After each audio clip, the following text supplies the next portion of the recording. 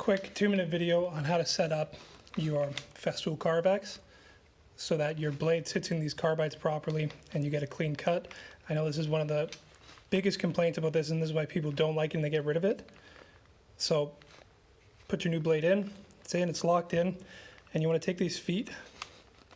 See, there's a screw right there, and you want to adjust that screw, open or closed, until your blade, okay, see right there, when I push back on the blade is not touching the wheel that it's going to rock on right here, and that means these feet are too tight. What you want is that blade to just touch that wheel, so it's going to roll on that wheel, and that's going to provide its support.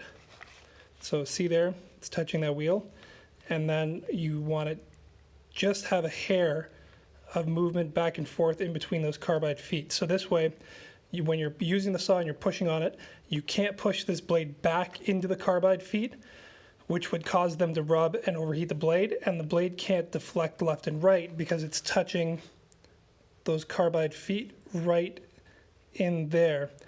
And you can tighten those up just a hair.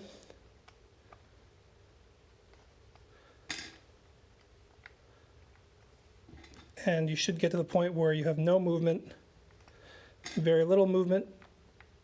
There you go.